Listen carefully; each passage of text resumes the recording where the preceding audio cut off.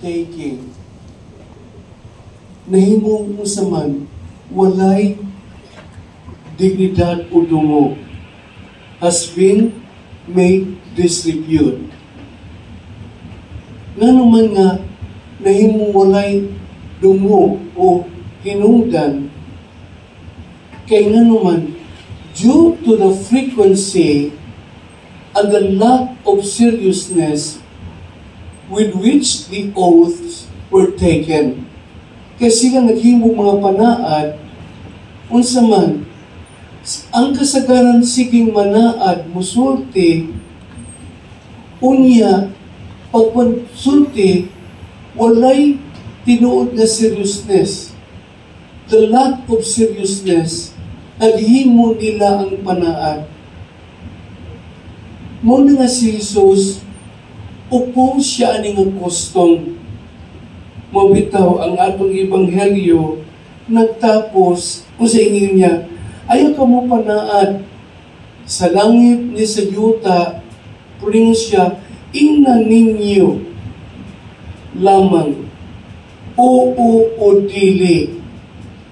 Kay kung mukapin pa ni, kay kung may mukapin pa niini, kana gikan sayawa.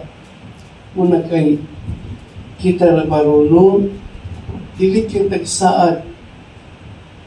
Muna na rin na, karon yun, saad ang mangutang, inipangutang, ako ikan pero hindi abot sa sweldo sa kumpana niya. Niabot ang sweldo sa bana, pero nagkabulan sweldo, why utang ibayad niya. Upaninglan mo, may iso. Niya, ang sadaan ay noon, ang naningil, kay ganun naningil, uyaw, kaayo, karupan ako na, kanang, kinaiyan na ito bitaw nga, hinuon, amo kita, mura kita mga lang, kung mangutang, kung paninglan, mura kita tigre. Muni, kinaiyaha, nahitabo ni sa panahon ni Jesus, mabitaw, kung atong tanawon, hypocrisy and falsehood are two vices attacked by Jesus. Kanang pagka-ipokrita ba? O ipokrito? Kanang pagka-way matinud-anon, maniduha ka bisyo na gi-atake ni Jesus. Truthfulness is one of the virtues most praised. Ang pagkamatinud-anon, muna sa kahiyas nga gidahig kaayo. Jesus said of Nathanael, diha sa balang kasulatan, o sa giingon ni Jesus na tukang Nathanael, behold, an Israelite in whom is no guile. Nakita ni kang Nathanael na wala gayud unsa man, walay mancha. Because Jesus himself is the truth. And the devil, on the other hand, is a liar and the father of lies. Mabita na ano, sabi ninyo, kung kita gani bakakon, di na tayo kinag-demonyo. Kaya naman, demonyo na ta. Demonyo na kaon, demonyo na lakaw. Kaya karon bitaw, usan ang atong palibot sa atong katinigman karon. Mo bitaw, usan may gitudlo ka na to, those who wish to follow the Master must be truthful and sincere in their doings, must avoid deceitful behavior, and must truthful in their dealings both to God and man. Kung kita gusto ta nga musunod sa atong magtutudlo, sa atong maestro ang Jesus, o sa itong kinahanglan kabuton, kita unta sincero ta. What more? Truthful ta sa atong mga gibuhat. Maglikay ta og mga kinaiya, must avoid deceitful behavior. Kay, unya pag yun, mas sincere are in our dealings both to God and man. Kay, kita no, napag kita kinaiya nga, maayo kita sa tubangan. Yang nagtalikod po bidang lipak. Grabe kita mong lipak na naburi na po si Marites. Nya, nagpas Marites, nagpuban pagit ni Mang Piling. Kaya saman, piling correct, piling sakto, ano ito? Mang Piling. Muna nga, kining atong kinabuhi karon aping ninyo, ato ba nga sa Ginoon sa man. Kay, mapitaw ni si Ingo si St. Augustine, kita ko ba, we possess two tongues. Duhay atong gila. One for telling the truth, and one is for telling lies. Mapitaw na karusan, sabatan mong pako, kining mga laki para makauyab dayon. Nalikita mo, tamis kay tila. Lamig ipasalit day, yung kay kusugtod day na higugmaon taging kaday. Idayan-dayan kaday. So paghigugma, pagkaminyo, sus day, naglupan ang gugma, nga naman, black eye man. Ano usahin ito, no? Pero pagpangulitaw, tang-is kay tagdila. Puro pasalig. Di na diyukuday, di na ko mo inom. Mo'y pasalig, kung iwan akong sugton. Isugot, pagkaminyo, di na mo inom. Mupahog naman. Anak, ito usay. No, ito kaning mga kinaiyan na ito karon ba? Mawitaw na nga.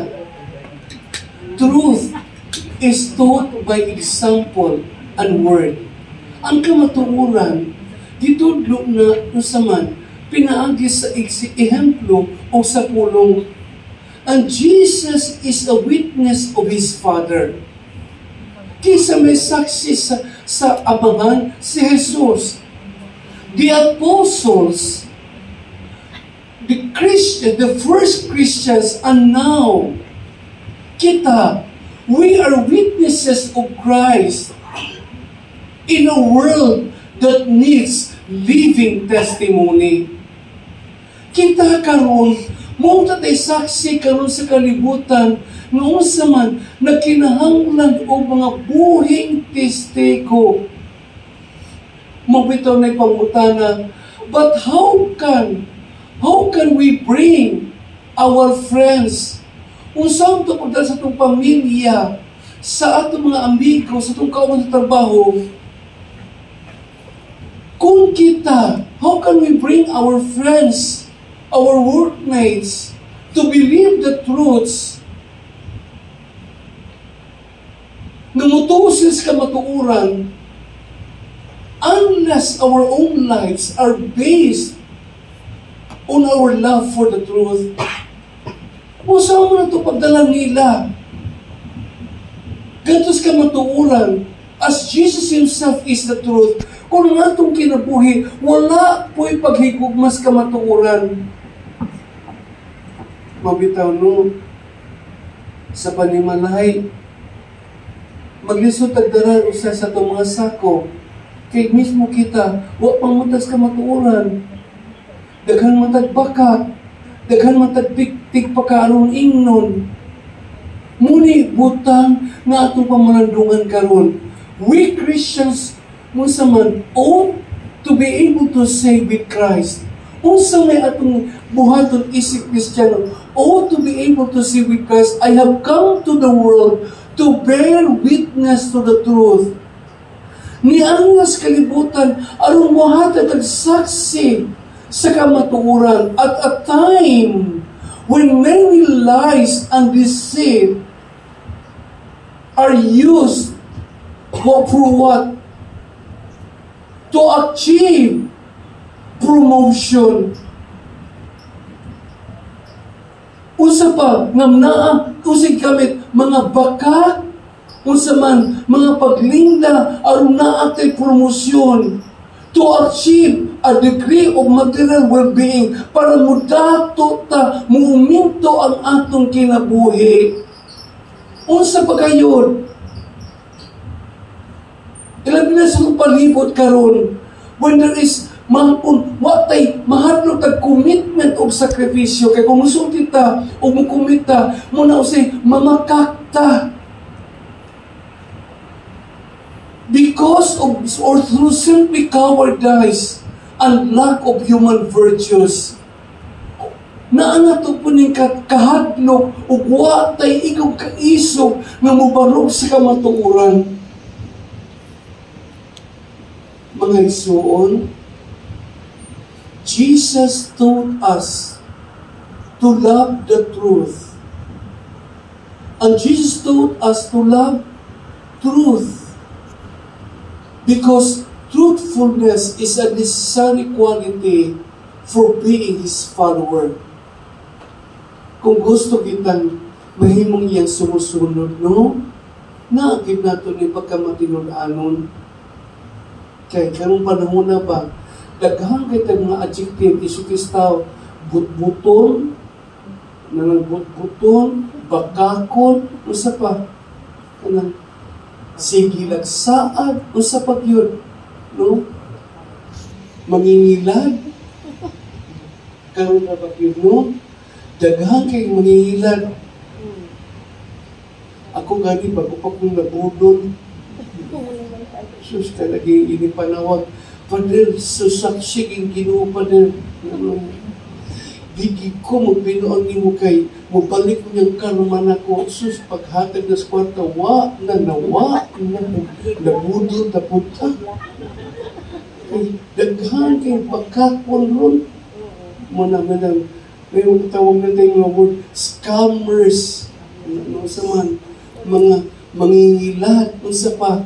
Nga, kung kita musunod ta sa Ginoo, makaako ba ta ng kanang mga pulunga?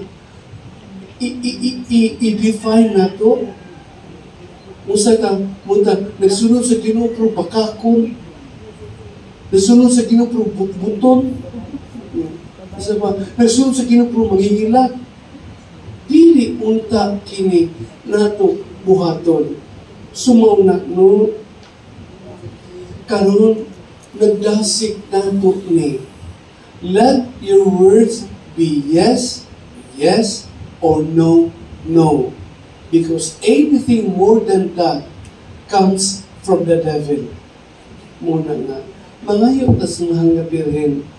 Nung mga itan ni Padre Pio, si Padre Pio no sa iyang kinabuhi, wag ito lipod-lipod, na gani mamumpisal, laig tuyo, makabasa man siya sa kasing-kasing naman sa gift of reading of hearts. Masutian yun. Na mapahimangnuan yun ni Padre Pio, especially to those who went to him for just curiosity and try to test him. Pero Padre Pio has the gift of reading of hearts. Unya na po'y uban, mutanto dito, dili mutug-an tanan sa sala. Mahibawaan po ng Padre Pio na apakaywa gisulti. I remember one priest sa among lungsod sa Mindanao when he was still a young priest, no, I think in the 70s, 60s. Niadto sa Padre Pio, and he never revealed his identity. Niadto siya, wa siya magkasa, wa po siya mag-clerical. Pag-ato niya, pagluhod niyang Padre Pio, gisulti so, you are a priest and why you are not identifying yourself? Labi na sa iyang kasak or even clerical. Nahibaw ang sa ditso ni Padre Pio. Muna nga, kiniunta ba nato nagdasig kay God sees everything. Nakita ang tanan sa Ginoo. O ang atong kinabuhita, usaman, a life of truthfulness, a life of sincerity, kiniunta atong mapakita. Let us ask our Blessed Mother and Padre Pio to help us. May the names of Jesus and Mary be praised now and forever. Amen. Amen. Manito kitang tanan,